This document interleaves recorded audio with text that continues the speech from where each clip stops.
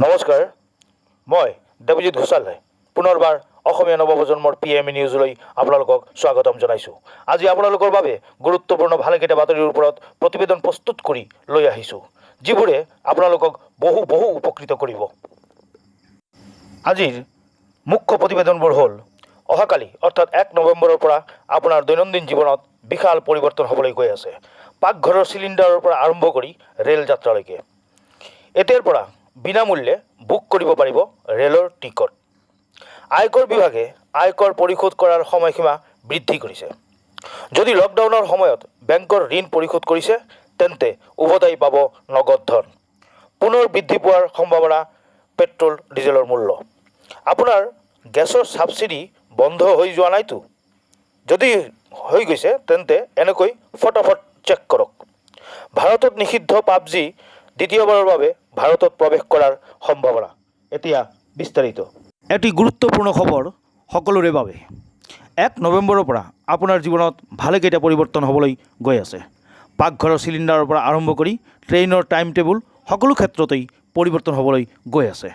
মই আপোনালোকক এই বিষয়ে সবিস্তাৰে অৱগত কৰোৱাবলৈ গৈ আছোঁ, যাতে এইবোৰৰ বাবে আপুনি নিজকে প্ৰস্তুত কৰি তুলিব পাৰে। LPG ডেলিভাৰী ছিষ্টেমৰ পৰিৱৰ্তন। 1 নৱেম্বৰৰ পৰা LPG চিলিণ্ডাৰৰ ডেলিভাৰী ছিষ্টেমত পৰিৱৰ্তন হ'ব। তেল কোম্পানীয়ে ডেলিভাৰী অথেণ্টিকেশ্যন কোড অৰ্থাৎ DAC ছিষ্টেম বলবৎ কৰিব। মানে গেছ ডেলিভাৰীৰ পূৰ্বে গ্ৰাহকৰ ৰেজিষ্টাৰ্ড মোবাইল নম্বৰত এটা OTP আহিব। যেতিয়া চিলিণ্ডাৰ আপোনাৰ ঘৰত আহিব তেতিয়া ডেলিভাৰী বয়ৰ লগত OTPটো শ্বেয়াৰ কৰিব লাগিব। যেতিয়া OTP ছিষ্টেমৰ লগত মেচ কৰিব তেতিয়া চিলিণ্ডাৰ ডেলিভাৰী দিব। যদি কোনো গ্ৰাহকৰ মোবাইল নম্বৰ আপডেট নাই তেন্তে ডেলিভাৰী বয়ৰ ওচৰত এটা এপ থাকিব, যাৰ দ্বাৰা তৎক্ষণাত মোবাইল নম্বৰটো আপডেট কৰিব পাৰিব। যদি কোনো গ্ৰাহকৰ এড্ৰেছ, নাম আদি সবিশেষ আপডেট হোৱা নাই তেন্তে 1 নৱেম্বৰৰ পূৰ্বে আপডেট কৰি লওক, নহ'লে চিলিণ্ডাৰ ডেলিভাৰীৰ ক্ষেত্ৰত সমস্যাৰ সৃষ্টি হ'ব পাৰে।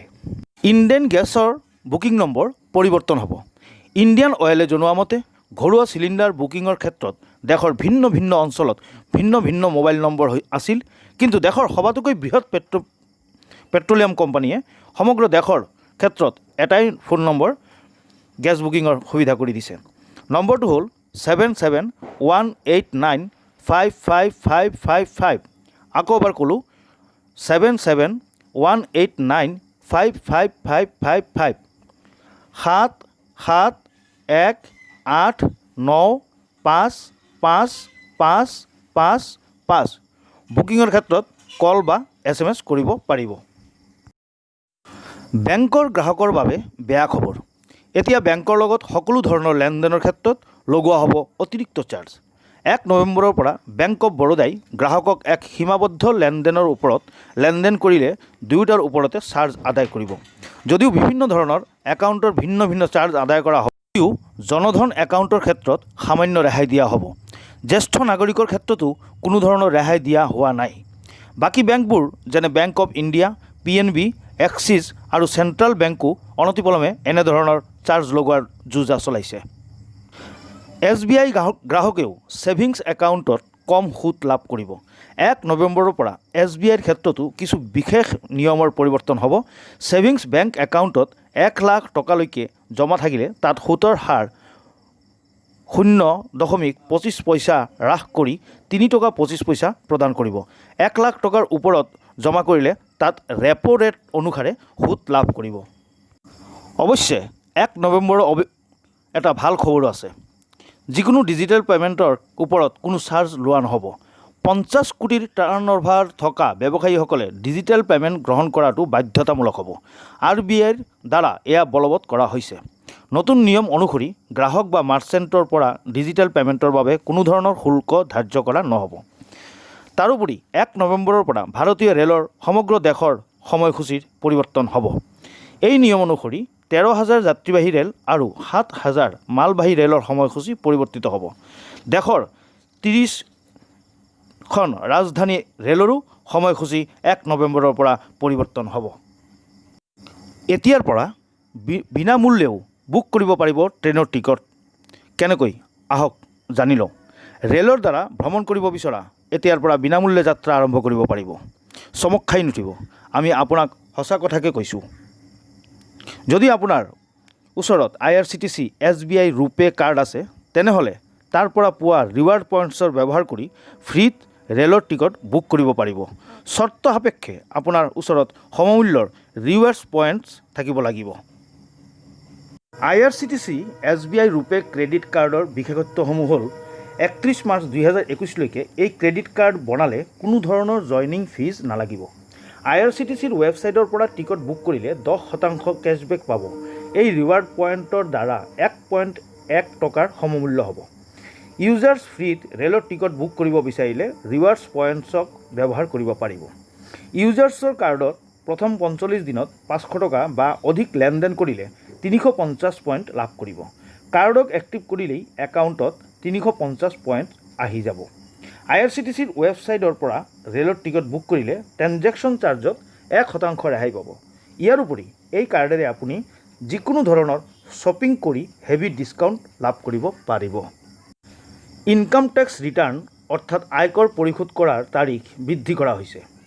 আয়কৰ বিভাগে কৈছে যে এতিয়া সৰ্বসাধাৰণ ৰাইজে বৰ্ষ 2019-20ৰ বাবে আয়কৰ ৰিটাৰ্ণ 31 ডিচেম্বৰ 2020লৈকে দাখিল কৰিব পাৰিব।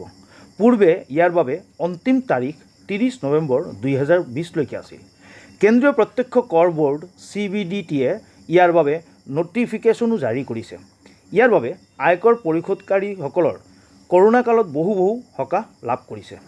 এতিয়া এনেকুৱা লোকেও এই যোজনাৰ দ্বাৰা জৰিমনা অবিহনেও লাভ উঠাব পাৰিব। কাৰণ অধিকতৰ বেতনভোগীয়ে এই সময়ত ৱৰ্ক ফ্ৰম হোম কৰি আছে। ইয়াৰ মাজতে মাৰাত্মক ভাল খবৰো এটা আছে। যদি লকডাউনৰ সময়ত বেংকৰ ঋণ অৰ্থাৎ EMI প্ৰদান কৰিছে তেন্তে আপুনি ঘূৰাই পাব নগদ ধন। কেন্দ্ৰীয় চৰকাৰে উচ্চতম ন্যায়ালয়ত এক হলফনামা দাখিল কৰি কয় যে MSME loan, education, housing, consumer, auto, credit card বকেয়া আৰু উপভোগ লোনৰ ওপৰত লগোৱা চক্ৰবৃদ্ধি সুত অৰ্থাৎ সুতৰ ওপৰতো সুতক মাফ কৰিব লাগে। কেন্দ্ৰীয় চৰকাৰে কৈছে যে যদি বেংকৰ গ্ৰাহকবোৰে লকডাউনৰ বাবে মোৰাটৰিয়ামৰ সুবিধা গ্ৰহণ কৰা নাই আৰু নিজৰ কিস্তিবোৰ সময়মতে আদায় দি গৈছে তেন্তে কেছবেকৰ সুবিধাকণ লাভ কৰিব। কৰোণা ভাইৰাছৰ বাবে ভাৰতীয় ৰিজাৰ্ভ বেংকৰ দ্বাৰা লোনৰ EMIৰ ওপৰত গ্ৰহণ কৰা সুতৰ ওপৰত সুত মাফ কৰিবলৈ চৰকাৰে নিৰ্দেশ জাৰি কৰিছে। এই স্কিমৰ দ্বাৰা ঋণ পৰিশোধকাৰীয়ে 6 মাহৰ চিম্পুল আৰু কম্পাউণ্ড ইণ্টাৰেষ্টৰ ডিফাৰেঞ্চ ঘূৰাই পাব। পুনৰ দেশত বৃদ্ধি পাব পাৰে পেট্ৰল ডিজেলৰ মূল্য। কৰোণা ভাইৰাছৰ বাবে দেশৰ অৰ্থনীতিত প্ৰভাৱ পৰাৰ বাবে কেন্দ্ৰীয় চৰকাৰে অচিৰেই ঘোষণা কৰিব পাৰে এই কথা। 6 টকালৈকে বৃদ্ধি হ'ব পাৰে পেট্ৰল ডিজেলৰ মূল্য। আপোনাৰ পাবলগীয়া গেছৰ ছাবচিডি বন্ধ হৈ যোৱা নাইতো? এনেকৈ ফটাফট চেক কৰক। যদি আপোনাৰ মোবাইল নম্বৰ গেছ কানেকশ্যনৰ লগত লিংক হৈ আছে তেন্তে মোবাইলৰ দ্বাৰাই আপুনি জানিব পাৰিব। আৰু যদি নাই তেন্তে আপুনি গেছৰ পাছবুকত আপোনাৰ 17 অংকৰ LPG ID লিখা থাকে তাক আপুনি এণ্টাৰ কৰক। Indian gas customer care number 180023333555। আকৌ কৈছোঁ কাষ্টমাৰ কেয়াৰ নাম্বাৰ 180023333555 1-800-2-3-3-555। ID আপোনাৰ গেছ পাছবুকত ছপা হৈ আছে।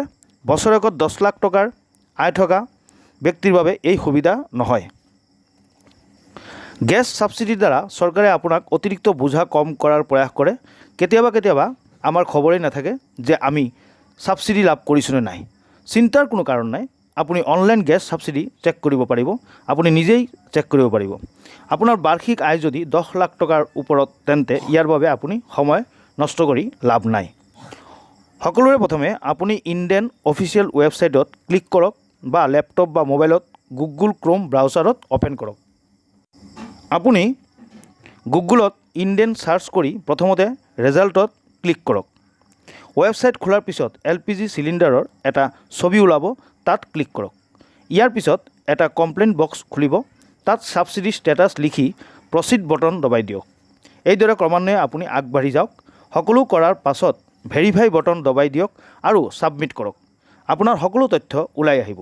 তাৰোপৰি ইণ্ডিয়ানৰ কাষ্টমাৰ কেয়াৰ নাম্বাৰ 180023333555 যোগেদিও আপুনি সবিশেষ জানিব পাৰিব। এতিয়া অন্তিমটো প্ৰতিবেদন। সমগ্ৰ বিশ্বতে জনপ্ৰিয় পাবজি গেম বন্ধ কৰি দিয়া হৈছিল ভাৰতত। পাবজি গেমক সমগ্ৰ বিশ্বতে 10 মিলিয়নতকৈও অধিকবাৰ ক্ৰয় কৰা হৈছে। পাবজিৰ ইমান বহুল জনপ্ৰিয়তাৰ উমান পোৱা যায় ইয়াৰ দ্বাৰাই যে বিগত কেইবা বছৰ ধৰি সকলোতকৈ অধিক গেমিং এৱাৰ্ড পাবজিয়ে বুটলিবলৈ সক্ষম হৈছে। পাবজিৰ ওপৰত লগোৱা বেন উঠাই ল'ব জানো? ভাৰত চীন সীমা বিবাদৰ বাবে পাবজি মোবাইল বেন হৈ আছে। হয়, পাবজি গেম খেলি ভাল পোৱা সকলৰ বাবে আশাৰ বতৰা কঢ়িয়াই আনিছে। ভাৰতত পাবজিৰ দ্বিতীয়বাৰৰ বাবে প্ৰৱেশ হ'ব পাৰে। ইতিমধ্যে পাবজি গেম চলোৱা কোম্পানী ক্ৰ'ফোনে ইয়াৰ সংকেত দিছে। আজিলৈ ইমানেই।